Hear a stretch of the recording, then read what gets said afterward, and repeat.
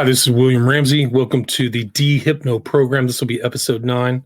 Full title will be Dr. John Gittinger, Midnight Climax, and his strange tie to the JFK Assassination. So this will be about Dr. John Gittinger, and he worked under Sidney Gottlieb, the head poisoner. I think it was the book by Kinzer, just came out in the last couple of years. And I'll be reading from chapter 10 of John Mark's book, Search for the Manchurian Candidate. It's about this operation in safe houses in New York City and San Francisco, of which Gittinger was part of and monitored. And Marx was very famous for finding 16,000 pages of CIA documents under the Freedom of Information Act. And it includes a whole chapter on the personality assessment system of Gittinger. But Marx is still alive, actually. So he's around, and he's also worked at Harvard Institute of Politics and is a visiting scholar at Harvard Law School. But again, so I'll read from the full chapter 10 and see how much time I have back. But Gittinger also testified in the 1977 MK Ultra hearings. So I have information on him, and that was Project MK Ultra, the CIA's program of research in behavioral modification, joint hearing before the Senate or Select Committee on Intelligence. And that was August 3rd, 1977. So there's that. And there's also, I think, one that took place, somebody who worked under him, Rhodes was his name, did a testimony on human drug testing by the CIA, September 20th, 1977. And that was about them trying to aerosolize LSD and how kind of the mishap around it. But like I said, there is a strange tie to the JFK assassination, which I'll go into as long as I have time at the end. So here is, actually, it's chapter 6, excuse me. The title of it is Them Unwitting the Safe Houses. Frank Olson's death could have been a major setback for the agency's LSD testing, but the program, like Sid Gottlieb's career, emerged essentially unscathed. High CIA officials did call a temporary halt to all experiments while they investigated the Olson case and re-examined the general policy. They cabled the 2 field stations that had supplies of the drug, Manila and Atsugi, Japan. Oh, aside, that's where Oswald was stationed, was Atsugi. Not to use it for the time being. And they even took away Sid Gottlieb's own private supply and had it locked up in his boss's safe, to which no one else had the combination. In the end, however, Alan Dulles accepted the view Richard Helms put forth, that the only operationally realistic way to test drugs was to try them on unwitting people. Helms noted that experiments which gave advance warning would be pro forma at best and result in a false sense of accomplishment and readiness. For Alan Dulles and his top aides, the possible importance of LSD clearly outweighed the risks and ethical problem of slipping the drug to involuntary subjects. They gave Gottlieb back his LSD. Once the CIA's top echelon had made its decision to continue unwitting testing, there remained, in Richard Helms' words, only then the question of how best to do it. The agency's role in the Olson affair had come too perilously close to leaking out for the comfort of the security-minded. So TSS officials simply had to work out a testing system with better cover. That meant finding subjects who could not be so easily traced back to the agency. Well before Olson's death, Gottlieb and the MK-Ultra crew had started pondering how best to do unwitting testing. They considered using an American police force to test drugs on prisoners, informants, and suspects, but they knew that some local politicians would inevitably find out. In the agency view, such people could not be trusted to keep sensitive secrets. TSS officials thought about trying federal prisons or hospitals, but when sounded out, the Bureau of Prisons refused to go along with true unwitting testing, as opposed to the voluntary, if coercive, form practice on drug addicts in Kentucky. They contemplated moving the program overseas, where they and the Artichoke teams were already performing operational experiments. But they decided if they tested on the scale they thought was necessary, so many foreigners would have to know that it would pose an unacceptable security risk. Sid Gottlieb is remembered as the brainstorming genius of the MK-Ultra group, and the one with a real talent for showing others without hurting their feelings while their schemes would not work. States an ex-colleague who admires him greatly. In the final analysis, Sid was like a good soldier. If the job had to be done, he did it. Once the decision was made, he found the most effective way. In this case, Gottlieb came up with a solution after reading through old OSS files on Stanley Lovell's research for a truth drug. Gottlieb noted that Lovell had used George White, a pre-war employee of the Federal Bureau of Narcotics, to test concentrated marijuana. The Federal Bureau of Narcotics is now ATF, Alcohol, Tobacco, and Firearms. Besides trying the drug out on Manhattan Project volunteers and unknowing suspected communists, White had slipped some to August Del Grazio, the lucky Luciano lieutenant. White had called the experiment a great success. If it had not been, if Del Grazio had somehow caught on to the drugging, Gottlieb realized the gangster would never have gone to the police or the press. His survival as a criminal required he remain quiet about even the worst indignities heaped upon him by government agents. To Gottlieb, underworld types looked like real ideal test subjects. Nevertheless, according to one TSS source, we were not about to fool around with the mafia. Instead, this source says they chose the borderline underworld, prostitutes, drug addicts, and other small-timers who would be powerless to seek any sort of revenge if they ever found out about what the CIA had done to them. In addition to there being unlikely whistleblowers, such people lived in a world where an unwitting dose of some drug, usually knockout drops, was an occupational hazard anyway.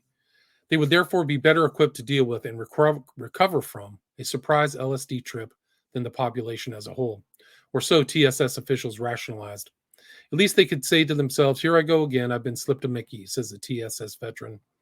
Furthermore, this veteran remembers his former colleagues reasoned that if they had to violate the civil rights of anyone, they might as well choose a group of marginal people. George White himself had left OSS after the war and returned to the Narcotics Bureau. In 1952, he was working in the New York office. As a high-ranking narcotics agent, White had a perfect excuse to be around drugs and people who used them. He had proved during the war that he had a talent for clandestine work, and he certainly had no qualms when it came to unwitting testing. With his job, he had access to all the possible subjects the agency would need, and if he could use LSD or any other drug to find out more about drug trafficking, so much the better. From a security viewpoint, CIA officials could easily deny any connection to anything White did, and he clearly was not the crybaby type. For Sid Gottlieb, George White was clearly the one. The MKUltra chief decided to contact White directly to see if he might be interested in picking up with the CIA where he had left off with the OSS. Always careful to observe bureaucratic protocol, Gottlieb first approached Harry Anslinger, the longtime head of the Federal Bureau of Narcotics, and got permission to use White on a part-time basis. Then Gottlieb traveled to New York and made his pitch to the narcotics agent, who stood 5'7", weighed over 200 pounds, shaved his head, and looked like an extremely menacing bowling ball. After an early morning meeting, White scrawled in his sweat-stained, leather-bound diary for that day, June 9, 1952. Gottlieb proposed I be a CIA consultant. I agree. By writing down such a thing and using Gottlieb's true name, White had broken CIA security regulations even before he started work. But then, White was never known as a man who followed rules. Despite the high priority that TSS put on drug testing, White's security approval did not come through until almost a year later. It was only last month that I got cleared, the outspoken narcotics agent wrote to a friend in 1953. I then learned that a couple of crew-cut, pipe-smoking punks had either known me or heard of me during OSS days and decided I was, quote, too rough, unquote, for their league and promptly blackballed me. It was only when my sponsors discovered the root of the trouble they were able to bypass the blockade. After all, fellas, I didn't go to Princeton. People either loved or hated George White, and he had made some powerful enemies, including New York Governor Thomas Dewey and J. Edgar Hoover. Dewey would later help block White from becoming the head of the Narcotics Bureau in New York City, a job White sorely wanted. For some forgotten reason, Hoover had managed to stop White from being hired by the CIA in the agency's early days, at a time when he would have preferred to leave narcotics work altogether. These were two of the biggest disappointments of his life. White's previous exclusion from the CIA may explain why he jumped so eagerly at Gottlieb's offer and why at the same time he privately heaped contempt on those who worked for the agency. A remarkably heavy drinker who would sometimes finish off a bottle of gin in one sitting, White often mocked the CIA crowd over cocktails. He thought they were a joke, recalls one longtime crony. They were too complicated, and they had other people do their heavy stuff. Unlike his CIA counterparts, White loved the glare of publicity. A man who gloried in talking about himself and cultivating a hard-nosed image, White knew how to milk a drug bust for all it was worth, a skill that grew out of early years spent as a newspaper reporter in San Francisco and Los Angeles. In search of a more financially secure profession, he had joined the Narcotics Bureau in 1934, but he continued to pal around with journalists, particularly those who wrote favorably about him. Not only did he come across in the press as a cop hero, but he helped to shape the picture of future Kojaks by serving as a consultant to one of the early television detective series. To start a raid, he would dramatically tip his hat to signal his agents and to let the photographers know that the time had come to snap the picture. He was sort of vainglorious, says another good friend, the kind of guy who, if he did something, didn't mind having the world know about it. Scientists from TSS, with their PhDs and lack of street experience, could not help admiring White for his swashbuckling image, unlike the men from MKUltra who, for all their pretensions, had never worked as real-life spies. White has put his life on the line for OSS overseas and had supposedly killed a Japanese agent with his bare hands. The face of one ex-TSS man lit up, like a little boy's on Christmas morning, as he told of racing around New York in George White's car and parking illegally with no fear of the law. We were Ivy League, white, middle class, notes another former TSSer. We were naive, totally naive about this, and he felt pretty expert. He knew the whores, the pimps, the people who brought in the drugs. He'd purportedly been in a number of shootouts where he'd captured millions of dollars worth of heroin. He was a pretty wild man. I know I was afraid of him. You could not control this guy. I had a little trouble telling who was controlling who in those days. White lived with extreme personal contradictions. As he could be expected as a narcotics agent, he violently opposed drugs. Yet he died largely because of his beloved alcohol had destroyed his liver. He had tried everything else from marijuana to LSD and wrote of an acquaintance. I did feel at times I was having a mind-expanding experience, but this vanished like a dream immediately after the session. He was a law enforcement official who regularly violated the law. Indeed, the CIA turned to him because of his willingness to use the power of his office to ride roughshod over the rights of others in the name of national security, when he tested LSD for the agency in the name of stamping out drug abuse for the Narcotics Bureau. As yet another close associate summed up White's attitude towards his job, he really believed the ends justified the means. George White's pragmatic approach meshed perfectly with Sid Gottlieb's needs for drug testing. In May of 1953, the two men, who wound up going folk dancing together several times, formally joined forces. In CIA jargon, White became MKUltra Sub-Project Number 3. Under this agreement, White rented two adjacent Greenwich Village apartments, posing as the sometime artist and seaman Morgan Hall. White agreed to lure guinea pigs to the safe house, as the agency men called the apartments, slip them drugs, and report the results to Gottlieb and the others in TSS. For its part, the CIA let the Narcotics Bureau use the place for undercover activities, and often for personal pleasure, whenever no agency work was scheduled, and the CIA paid all the bills, including the cost of keeping a well-stocked liquor cabinet, a substantial bonus for White. Gottlieb personally handed over the first $4,000 in cash to cover the initial costs of furnishing the safe house in the lavish style that White felt befitted him. Gottlieb did not limit his interest to drugs. He and other TSS officials wanted to try out surveillance equipment. CIA technicians quickly installed see-through mirrors and microphones through which eavesdroppers could film, photograph, and record the action. Things go wrong with listening devices and two-way mirrors, so you build these things to find out what works and what doesn't, says a TSS source. If you're going to entrap, you've got to give the guy pictures, flagrante delicto, and voice recordings. Once you learn how to do it so the whole thing looks comfortable, cozy, and safe, then you can transport the technology overseas and use it. This TSS man notes that the agency put to work in the bedrooms of Europe some of the techniques developed in the George White safe house operation. In the safe house's first months, White tested LSD, several kinds of knockout drops, and that old OSS standby, essence of marijuana. He served up the drugs in food, drink, and cigarettes, and then tried to worm information, usually on narcotics matters, from his guests. Sometimes MKUltra men came up from Washington to watch the action. A September 1953 entry in White's diary noted, Lashbrook at 81 Bedford Street, Owen Winkle and LSD surprise, can wash. Sid Gottlieb's deputy, Robert Lashbrook, served as project monitor for the New York safe house. White had only been running the safe house 6 months when Olson died in Lashbrook's company, and agency officials suspended the operation for reevaluation. They soon allowed him to restart it. and then Gottlieb had to order White to slow down again. A New York State commissioner had summoned the narcotics agent to explain his role in the deal that wound up with Governor Dewey pardoning Lucky Luciano after the war. The commissioner was asking questions that touched on White's use of marijuana on Del Grazio, and Gottlieb feared that word of the CIA's current testing might somehow leak out. This storm also soon passed, but then, in early 1955, the Narcotics Bureau transferred White to San Francisco to become agent there. Happy with White's performance, Gottlieb decided to let him take the entire safe house operation with him to the coast. White closed up the Greenwich Village apartments, leaving behind unreceipted tips for the landlord to clear up any difficulties about the alterations and damages, as a CIA document put it.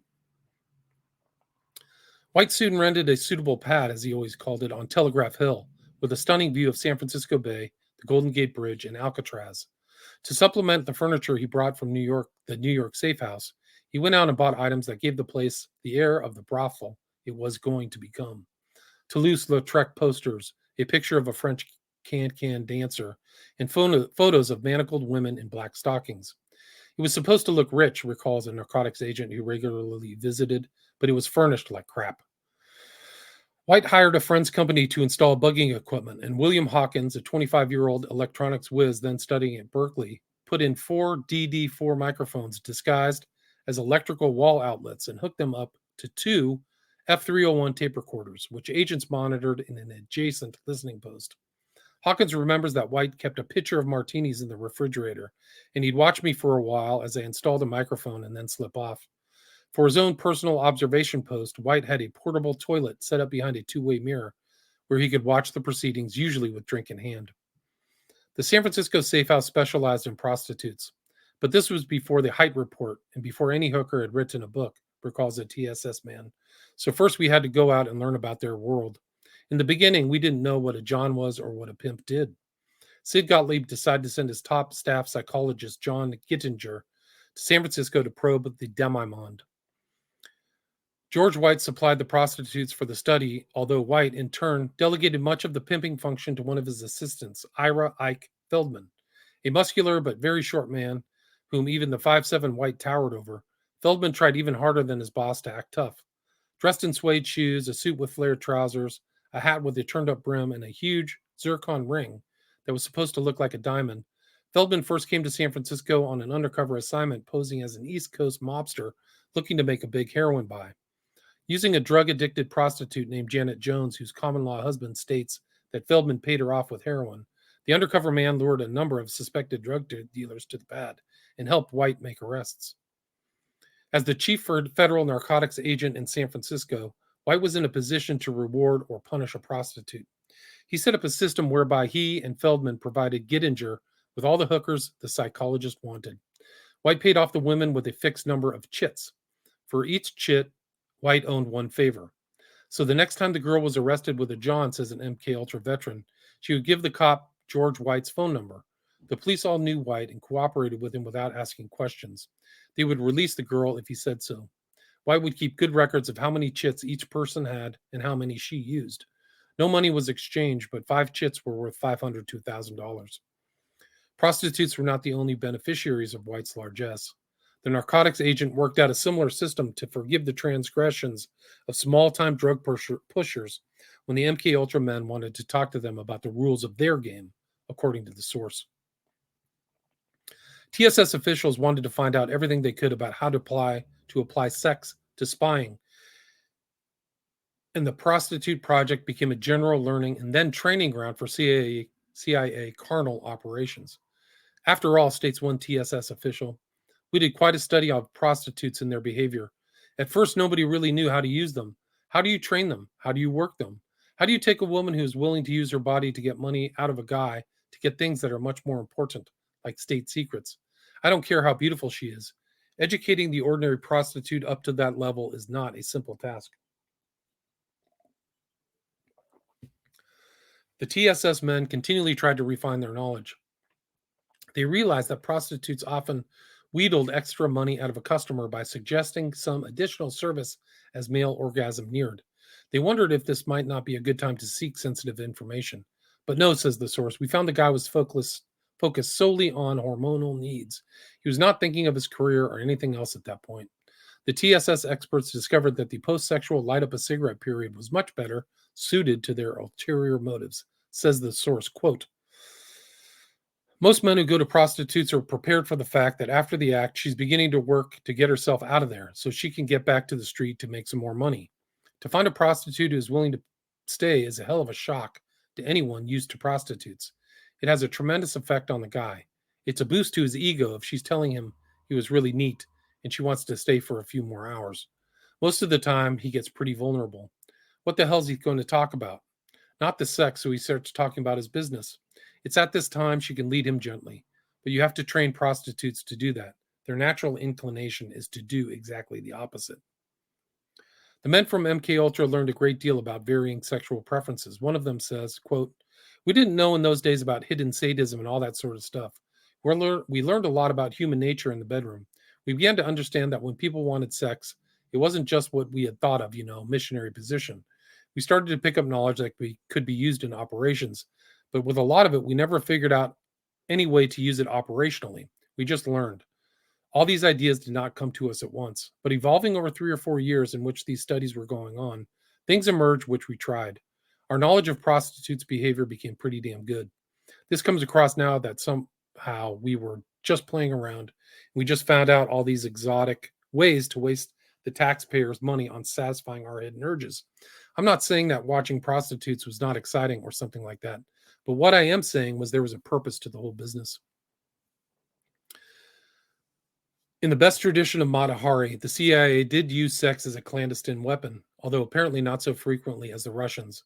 While many in the agency believed that it simply did not work very well, others, like CIA operators in Berlin during the mid-1960s, felt prostitutes could be a prime source of intelligence.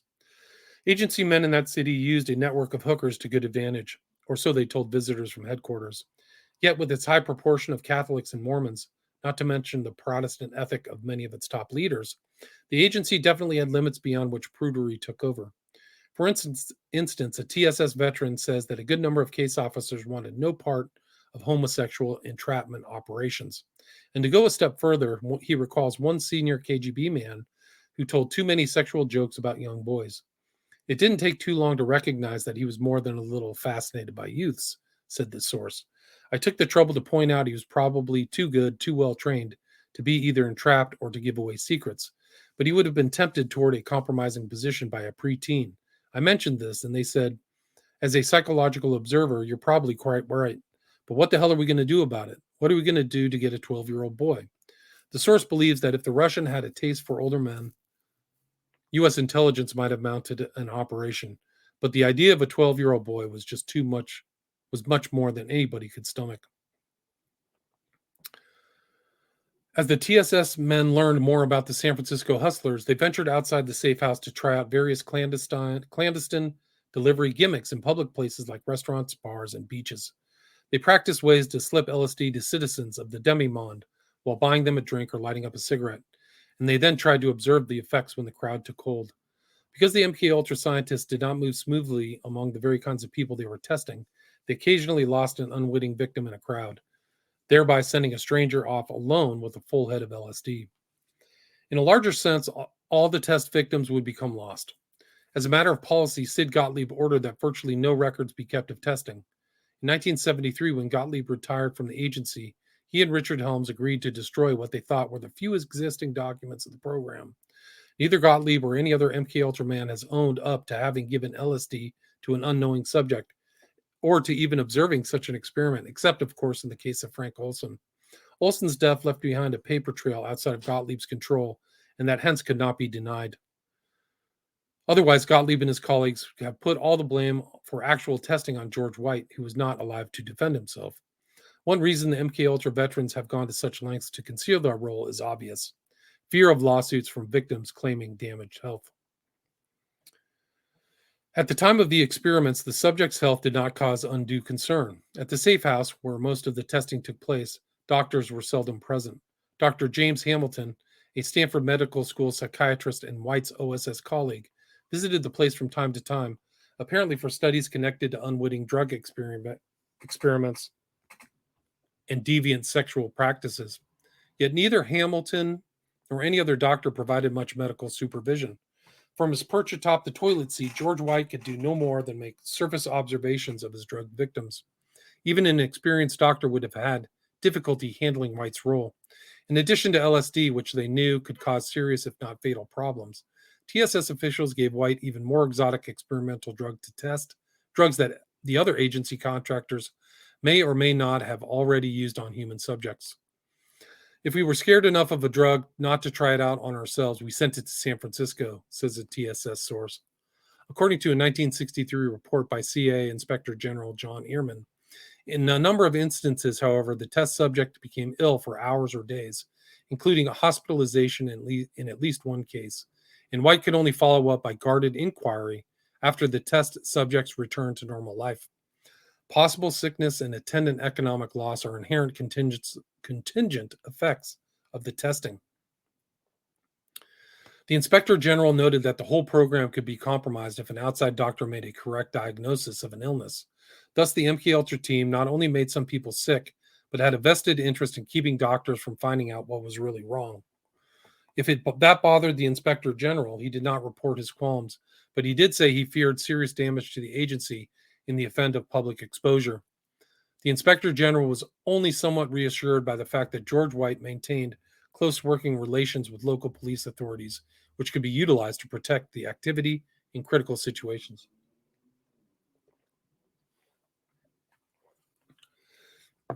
If TSS officials had been willing to stick with their original target group of marginal underworld types, they would have little to fear from the police. After all, George White was the police. But increasingly, they had used the safe house to test drugs, in the general inspector's words, on individuals of all social levels, high and low, Native American and foreign. After all, they were looking for an operational payoff, and they knew people reacted differently to LSD according to everything from health and mood to personality structure. If TSS officials wanted to slip LSD to foreign leaders, as they contemplated doing to Fidel Castro, they would try to spring an unwitting dose on somebody as similar as possible. They used the safe house for dry runs in the intermediate stage between the laboratory and actual operations. For these dress rehearsals, George White and his staff procurer, Ike Feldman, enticed men to the apartment with prostitutes.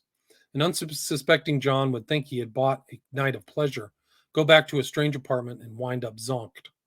A CIA document that survived Sid Gottlieb's shredding recorded this process.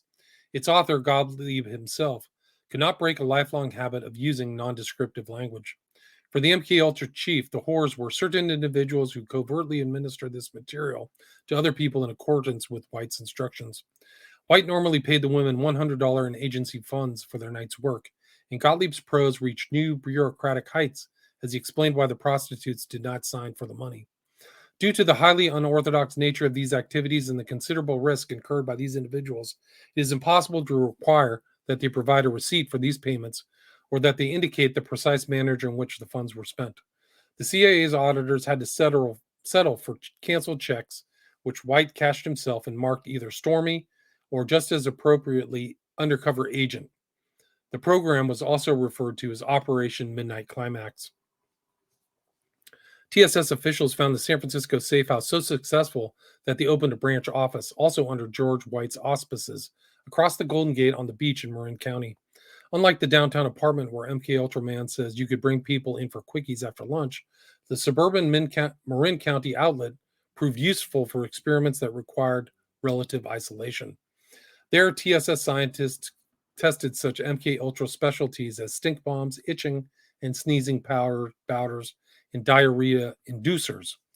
TSS's Ray Trickler, the Stanford chemist, sent these harassment substances out to California for testing by White, along with such delivery systems as a mechanical launcher that could throw a foul-smelling object 100 yards, glass ampules that could be stepped on in a crowd to release any of Trickler's powders, a fine hypodermic needle to inject drugs through the cork in a wine bottle, and a drug-coated swizzle stick.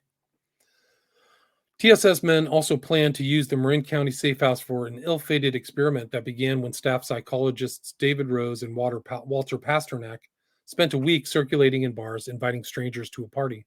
They wanted to spray LSD from an aerosol can on their guests, but according to Rhodes' Senate testimony, The weather defeated us. In the heat of the summer, they could not close the doors and windows long enough for the LSD to hang in the air and be inhaled. Sensing a botched operation, their MK Ultra colleague John Gittinger, who brought the drug out from Washington, shut himself in the bathroom and let go with the spray. Still, Rhodes testified Gittinger did not get high, and the CIA men apparently scrubbed the party. The MK Ultra crew continued unwitting testing until the summer of 1963, when the agency's inspector general stumbled across the safe houses during a regular inspection of TSS activities. This happened not longer after Director John McCone had appointed John Ehrman to the inspector general position. Much to the displeasure of Sid Gottlieb and Richard Helms, Ehrman questioned the propriety of the safe houses, and he insisted that Director McCone be given a full briefing. Although President Kennedy had put McCone in charge of the agency a year before, Helms, the professional's professional, had not bothered to tell his outsider boss about some of the CIA's most sensitive activities, including the safe houses and the CIA mafia assassination plots. Faced with Ehrman's demands, Helms, surely one of history's most clever bureaucrats, volunteered to tell McCone himself about the safe houses, rather than have Ehrman present a negative view of the program. Sure enough, Helms told Ehrman afterward McCone raised no objections to the unwitting testing, as Helms described it. A determined man and a rather brave one, Ehrman countered with a full written report to McCone, recommending that the safe houses be closed. The inspector general cited the risks of exposure and pointed out that many people, both inside and outside the agency, found the concepts involved in manipulating human behavior to be distasteful and unethical. McCone reacted by putting off a final decision but suspending unwitting testing in the meantime. Over the next year, Helms, who then headed the clandestine services, wrote at least 3 memos urging resumption. He cited indications of an apparent Soviet aggressiveness in the field of covertly administered chemicals, which are, to say the least, inexplicable and disturbing. And he claimed the CIA's positive operational capacity to use drugs is diminishing owing to a lack of realistic testing. To Richard Helms, the importance of the program exceeded the risks and the ethical questions, although he did admit we have no answer to the moral issue. McCone simply did nothing for 2 years. The director's indecision had the effect of killing the program, nevertheless. TSS officials closed the San Francisco safe house in 1965 and the New York one in 1966. Years later, in a personal letter to Sid Gottlieb, George Wright wrote an epitaph for his role with the CIA. Quote, "I was a very minor missionary, actually a heretic, but I toiled wholeheartedly in the vineyards because it was fun. Where else could a red-blooded American boy lie, cheat, kill, steal, rape, and pillage with the sanction and blessing of the All-Highest?" Unquote. After 10 years of unwitting testing, the men from MK Ultra apparently scored no major breakthroughs with LSD or other drugs. They found no effective truth drug, a recruitment pill, or aphrodisiac. LSD had not opened the mind to CIA control. "We thought at first this was the secret that was going to unlock the universe," says a TSS veteran. "We found that human beings had resources far greater than imagined." Yet despite all the lack of precision and uncertainty, the CIA still made field use of LSD and other drugs that had worked their way through the MK Ultra testing progression. In 1957, a report showed that TSS had already moved 6 drugs out of the experimental stage and into active use. Up to that time, CIA operators had utilized LSD with other psychochemicals against 33 targets in 6 different operations. Agency officials hoped in these cases either to discredit the subject by making him seem insane or to create within the individual a mental and emotional situation which will release him from the restraint of self-control and induce him to reveal information wittingly under adroit manipulation. The agency has consistently refused to release details of these operations, and TSS sources who talk rather freely about other matters seem to develop amnesia when the subject of field use comes up. Nevertheless, it can be said that the CIA did establish a relationship with an unnamed foreign secret service to interrogate prisoners with LSD-like drugs. CIA operators participated directly in these interrogations, which continued at least until 1966. Often the agency showed more concern for the safety of its operational targets abroad than it did for its unwitting victims in San Francisco, since some of the foreign subjects were given medical examinations medical examinations before being slipped the drug. In these operations, CIA men sometimes brought in local doctors for reasons that had nothing to do with the welfare of the patient. Instead, the doctor's role was to certify the apparent insanity of a victim who had been unwittingly dosed with LSD or an even more durable psychochemical like BZ, which causes trips lasting a week or more, and which it tends to induce violent behavior. If a doctor were to prescribe hospitalization or other severe treatment, the effect on the subject could be devastating. He would suffer not only the experience itself, including possible confinement in a mental institution, but also social stigma. In most countries, even the suggestion of mental problems severely damages an individual's professional and personal standing. As Thomas Eagleton, the recipient of some shock therapy, can testify. It's an old technique, says an MKUltra veteran. You neutralize someone by having their constituency doubt them. The church committee confirms that the agency used this technique at least several times to assassinate a target's character. Still, the clandestine services did not frequently call on TSS or LSD or other drugs. Many operators had practical and ethical objections, in part to overcome such objections and also to find better ways to use chemical and biological substances in covert operations. Sid Gottlieb moved up in 1959 to become assistant for scientific matters to the clandestine services chief. Gottlieb found that TSS had kept the MKUltra program so secret that many field people did not even know what techniques were available. He wrote that tight controls over field use in MK Delta operations may have generated a general defeatism among cased officers who feared they would not receive permission or that the procedure was not worth the effort. Gottlieb tried to correct these shortcomings by providing more information on the drug arsenal to senior operators and by streamlining the approval process. He had less luck in overcoming views that drugs do not work or are not reliable, and that their operational use leads to laziness and poor tradecraft. If the MKUltra program had ever found that LSD or any other drug really did turn a man into a puppet, Sid Gottlieb would have had no trouble surmounting all those biases. Instead, Gottlieb and his fellow researchers came frustratingly close, but always fell short of finding a reliable control mechanism. LSD certainly penetrated to the innermost regions of the mind. It could spring loose a whole gamut of feelings from terror to insight. But in the end, the human psyche proved so complex that even the most skilled manipulator could not anticipate all the variables. He could use LSD and other drugs to chip away at free will. He could score temporary victories. He could alter moods, perception, sometimes even beliefs. He had the power to cause great harm, but ultimately he could not conquer the human spirit. So that was Chapter 6, Search for the Manchurian Candidate by Marx. It's interesting. There's like a little in his footnotes. He mentions Paul Avery, who worked on the Zodiac killings. He was like featured in the movie. But says here, Paul Avery, a San Francisco freelance writer associated with the Center for Investigative Reporting in Oakland, California, interviewed William Hawkins and provided assistance on the details of the San Francisco safe house and George White's background. Additional information on White came from interviews with his widow, several former colleagues in the Narcotics Bureau, and other knowledgeable sources in San Francisco law enforcement agencies.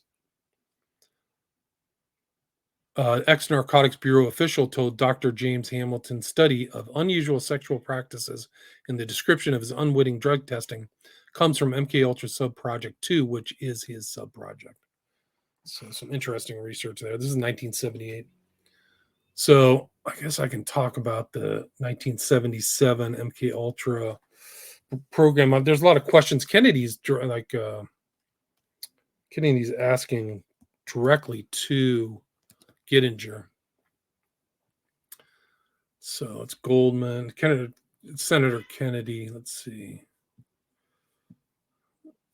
He talks to Goldman. He's also a colleague of Gittinger. And they talk about the safe house. It's pretty interesting. Let's see. This is Kennedy. So it's Senator Kennedy. Now, to your knowledge, how were the drugs administered to the unwitting subjects? Gittinger, I have no direct knowledge. Kennedy, why did you go to the safe houses? Gittinger, It's a very complicated story. Just in justification of myself, this came up just day before yesterday. I've not really had enough time to get it all straightened in my mind, so I ramble. Kennedy, well, you take your time and tell us in your own words. We've got some time here. Mr. Gittinger, my responsibilities, which would involve any of the period of time which we were talking about, really was not directly related to drugs at all.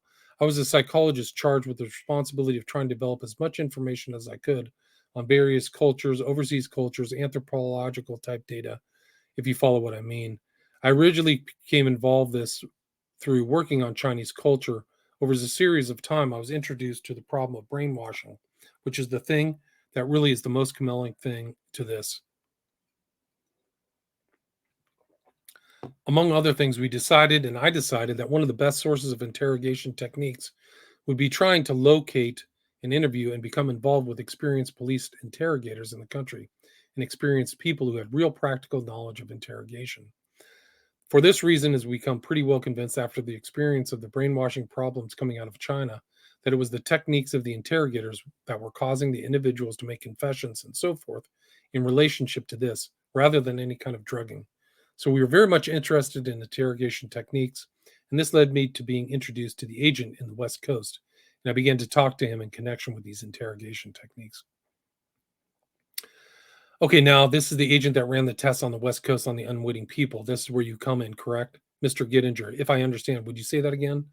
Kennedy, the name Morgan Hall that is the name that has been used. Gittinger, yes. So Gittinger doesn't tell the real name of Morgan Hall. That's the cover for White, right? These guys BS the government and then the church committee and these MK Ultra hearings. They just worked them. I mean, it's sad. They just didn't have enough information. CIA had it all. But this is another example of like Kennedy doesn't know, and Gittinger doesn't proffer the fake name of White. He had to know it. Kennedy, and that's the agent you met with, and that's Gittinger. That's right, Kennedy, and you met at the safe house. Gittinger, yes, sir. And who did you meet in the safe house? Kennedy. Gittinger, this is the part that's hard for me to say, and I'm sorry to have to. In connection with some of the work we were doing, we needed to have some information on sexual habits. Morgan Hall provided informants for me to talk to in connection with the sex habits that I was interested in trying to find information. During one period of time, the safe house, as far as I was concerned, was used for just these particular type of interviews, and I didn't see the red curtains. So he avoids, I think, that the fact that they were unwittingly drugged. Kennedy, these were prostitutes, were they? Gittinger, yes, sir. Kennedy, how many different times were you there that you had similar? Gittinger, I couldn't say with any certainty on that. 4 or 5 times. Kennedy, 4 or 5 times. Gittinger, over. You remember now the period I'm talking about, I would have any involvement is from 1956 to 1961. Kennedy, did Morgan Hall make the arrangements for the prostitutes to meet with you? Gittinger, yes. Kennedy, did the interviews that you've had have anything to do with drugs? Gittinger, well, as I tried to explain earlier when this was being discussed a little bit beforehand, I think it's pretty hard for most people now to recognize how little there was known about drugs at the period of time we were talking about, because the drug age and the drug culture comes later on.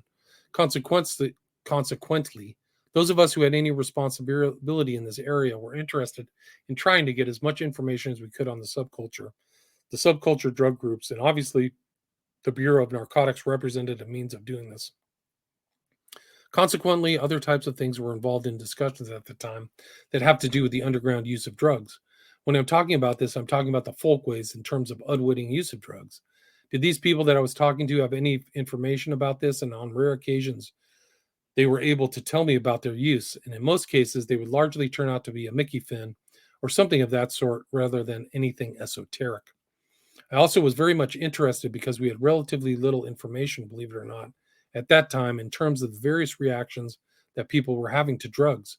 Therefore, these people were very informative in terms that they knew a great deal of information about reactions. Kennedy, so at least you gathered, am I correct in assuming you gathered the impression that the prostitutes that you had talked to were able to slip the drugs to people, as I understand it? Did you form any impression on that?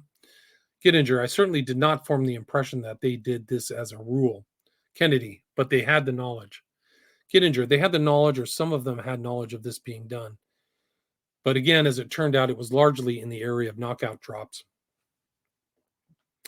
Kennedy, looking back now, did you form any impression about how the agency was actually testing the broad spectrum of social classes in these safe houses?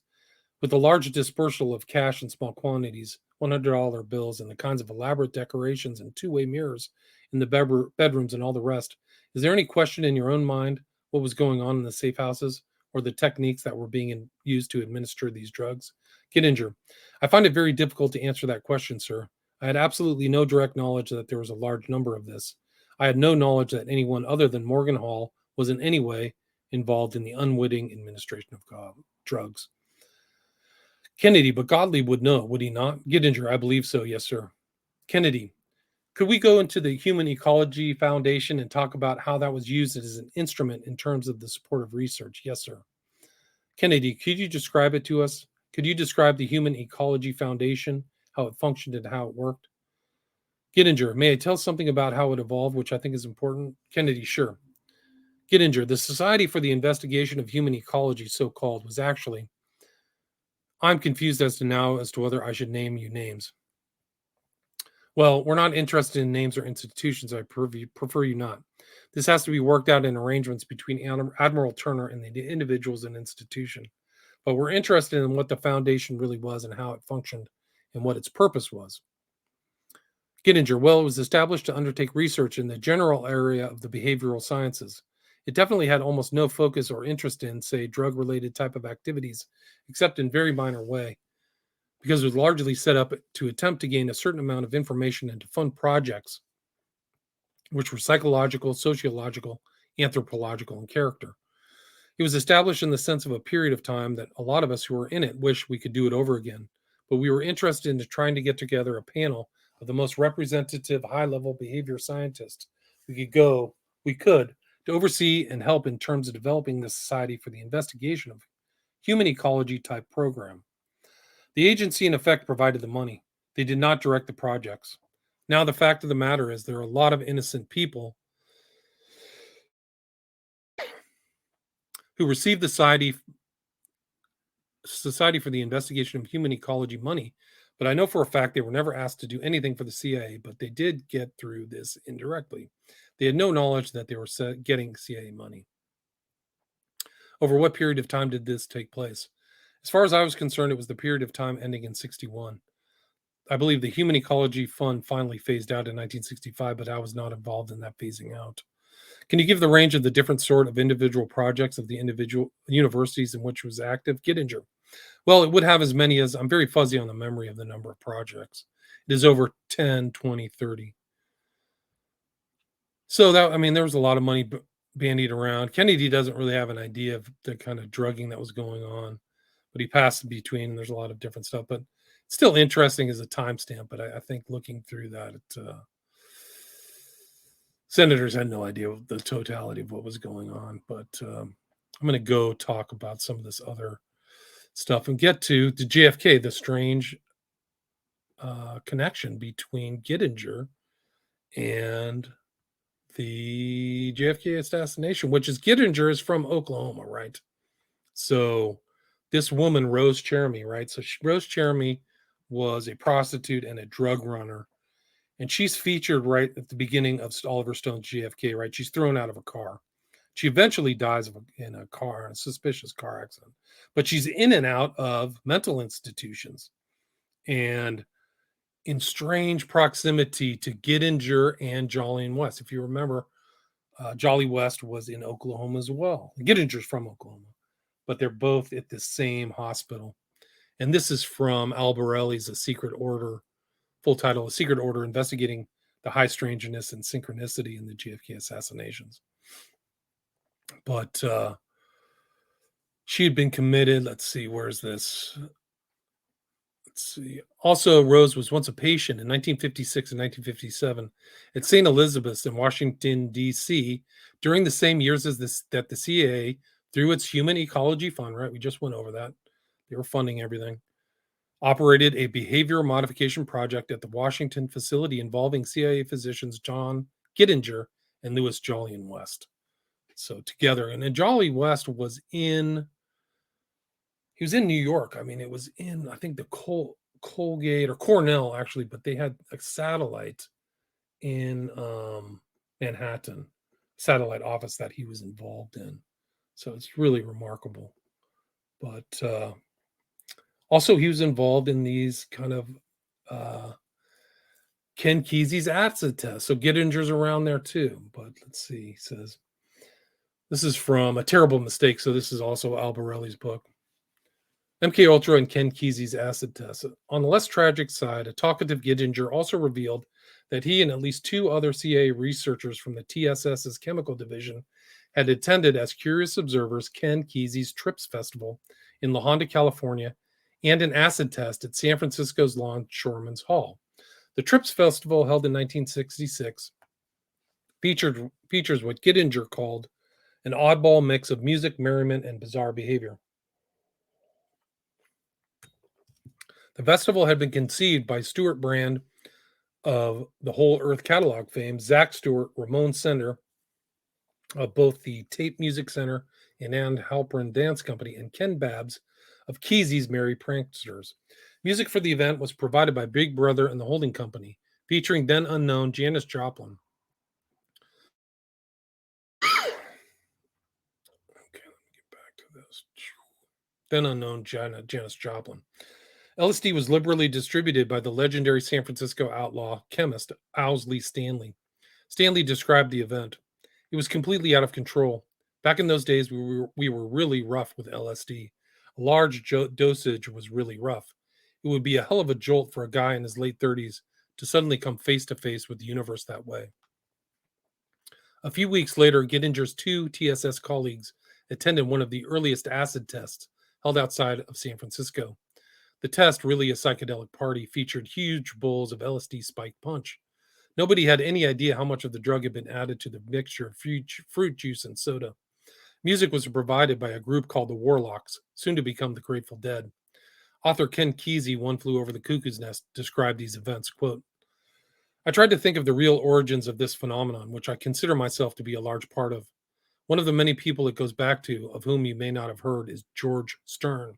He was an activist and poet and did happenings. He and Michael McClure and Allen Ginsberg would do these things in San Francisco. When I first saw them, I thought, this is the new edge of the way entertainment's going to be done, unquote. Recalled CIA man Gittinger. Once, after these LSD parties became more commonplace, Alfred Hubbard and some doctor, I can't remember his name, tried to attend one event. It was crazy from the start. These two bald-headed, portly guys in dark suits walking into the middle of all this madness. You can imagine the paranoia count went through the roof as they tried to mingle with the crowd, and people began melting away from them. I don't think they were there for more than 10 minutes before they headed for the door. At least when we went to these things, we made an effort to blend in with things, unquote. So Gittinger's in these acid tests, which is really something else. But there's just more to this Gittinger guy. He's overlooked, just like some of these other CIA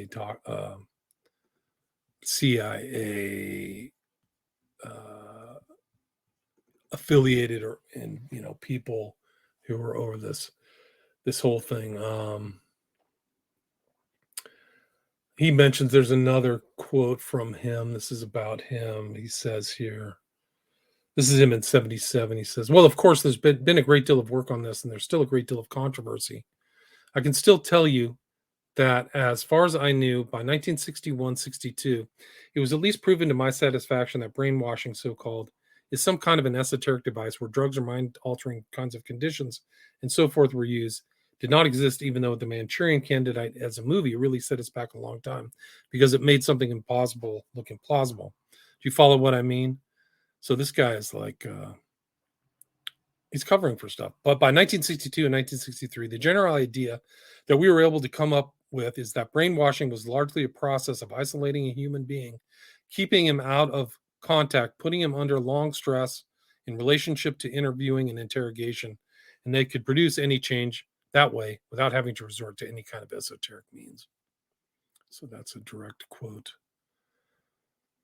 The other thing is that he was connected to Ewan Cameron. I've gone over Ewan Cameron. I've done Father, Son, and CIA, so that's pretty disturbing. Where she was confined in Oklahoma was used by MK Ultra.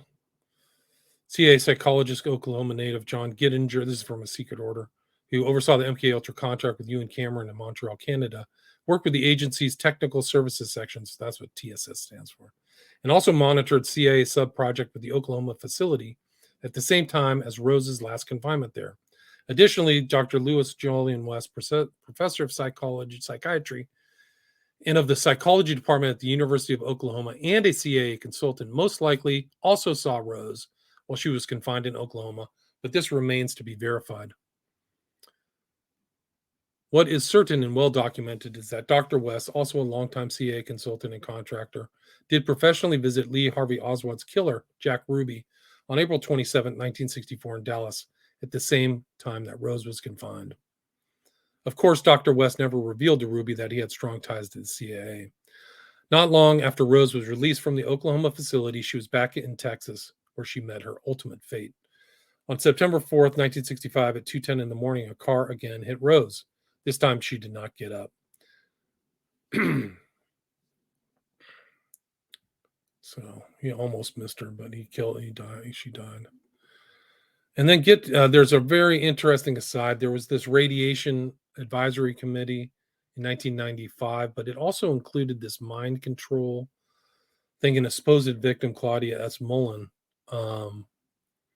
who made testimony, and she involves all these people that I've talked about: Gottlieb, Hamilton, and Gittinger, and McCone, and all these people. And I think some people have gone through it. I had Shefflin. I talked about Michael Shefflin, the mind controllers. He was involved in this and said that her story was credible. But I mean, she said stuff about like Martin Orne, who's a kind of well-known kind of face. But this is all stuff that took place outside of New Orleans, which is like this is the Garrison investigation, right? So there's a lot of tests going on at Tulane. If you know where Tulane is, that's New Orleans. But yeah, real an artichoke. It was 1958. This is her. This is Mullins.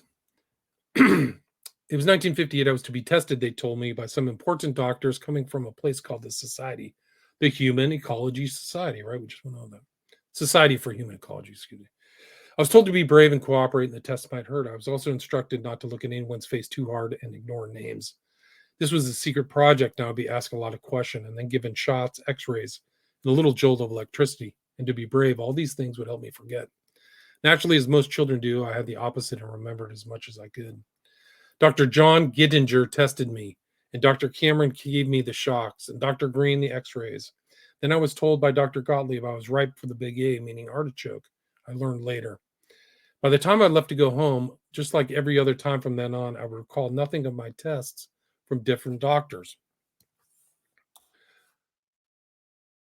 I would only remember what explanations Dr. Robert G. Heath of Tulane Medical School gave me for the odd bruises, needle marks, burns on my head and fingers, and even genital soreness.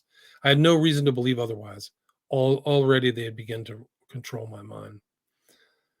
The next year I was turned 9. I sent to a place in Maryland called Deep Creek Caverns to learn how to sexually please men. I was taught how to coerce them into talking about themselves. Then I had to prove my accurate recall. Richard Helms, Dr. Gottlieb, George White, and Morse Allen all planned on trapping as many officials, agency targets, heads of academic institutions, and foundations. Later, if the funding started to dwindle or the head of the agency, John McCone, decided he could no longer tolerate children being tortured, abused, and shot full of biologicals and radiation, then he would be forced to continue the projects at all cost. I was to become a regular little spy for them after that summer, entrapping many unwitting men with the use of hidden cameras. I was only 9 when this happened, so I'll put a link to this. But these Martin Orne, these guys have all popped up in these weird mind control areas. But yeah, Gittinger is all over the place. There's little pieces of him in different parts, and there's also an interesting one. Let's see. Yeah, it's just like strange stuff about his connection. But we know that Jeremy was in and out of mental hospitals. There's a book called Rose by Any Other Name. So she was, possibly, I mean, according to some, she was definitely in the same hospital as these other guys. So St. Elizabeth Hospital. Definitely in Norman, Oklahoma. Just really strange things. So anyway, that was episode 9, the DeHypno Program, about Dr. John Gittinger, Midnight Climax, and his strange tie to the JFK assassination. Thank you for listening.